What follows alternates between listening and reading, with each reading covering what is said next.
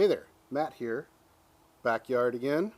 And last time I showed you how I did the fire snake with these two brushes that I've made. And I had mentioned that I was probably going to come back and show you how to make them.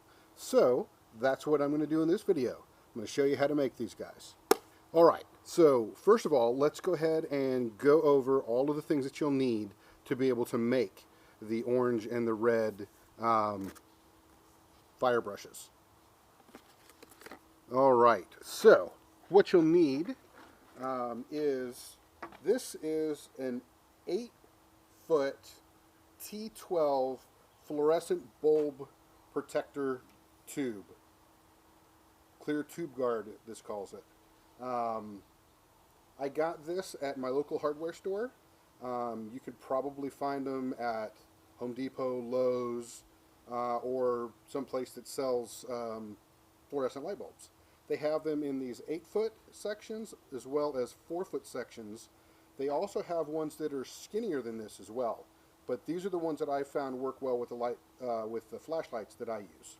So the things that you'll need are the T12 fluorescent bulb protector, your colored paper. I have orange and red construction paper.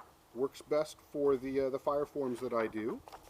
I have a red sparkly pipe cleaner and an orange non-sparkly pipe cleaner, a Sharpie, a cutting tool, an x-acto knife or a box cutter will work. Also just some regular scissors for cutting the paper, and then some tape for taping everything together.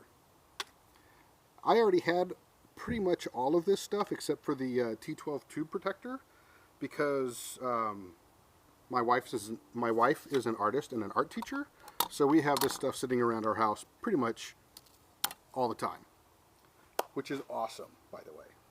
What you'll need to do is you'll take your tube protector, mark out your length that you want. I found that about 14 inches works well for me. It's not too long, but it seems to be just the right length. So 14 inches, you get it marked, then you take your box cutter or x-acto knife and just sort of gently and carefully press into it and cut it all the way around. You may have to go through it a couple of times to get it to cut. You want to make sure that you cut away from yourself so that you don't take a chance of cutting yourself. That's no fun. So once you get it cut, you'll end up with a 14-inch clear plastic tube. And then what you can do is you take your colored paper. This is just regular 8x10 size paper. And you'll kind of wrap it around the tube so you can get your circumference right. Once you get that right, you'll take your scissors, cut the paper, and then you can slide the paper,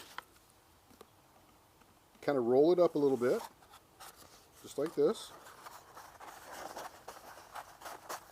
Roll it up a little bit, slide it inside of the tube, press it all the way up to the top, and that's really all there is to that part.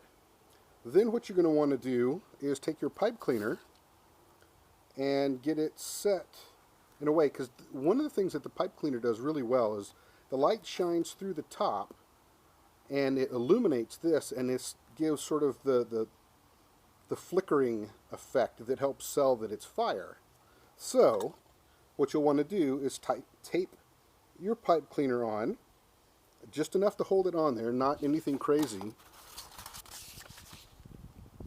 And once you have that in place, you can kind of bend it and form it to where it's going to stand in the light. And what I have found is I've put a little bit of extra Scotch tape, sort of a matte finish Scotch tape, over the end here to sort of diffuse the light from the flashlight, so that the light does, there's enough light to come through to illuminate the pipe cleaner, but not so much that it's going to blow out really badly if this end points towards the lens of the camera. Or it's also not going to shine as much light if it points down towards the ground or a wall or something like that. So, really, that's all there is to it. You cut your T12 fluorescent light bulb protector tube to the length that you like I said, about 12 to 14 inches works. Then you take your colored paper, and you can, if you want to do different colors, that's great. I have blue and green and yellow as well.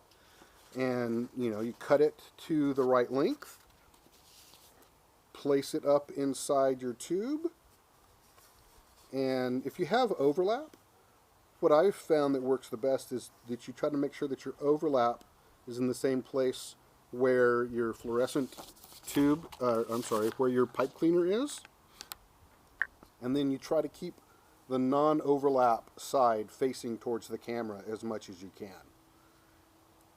And that's about all there is to it. I appreciate y'all coming by and watching the video, and I'd appreciate it if you liked and subscribed, and tell anybody else that you know that's interested in light painting or 360. I'd love to see any work that y'all do, and until then, see you around.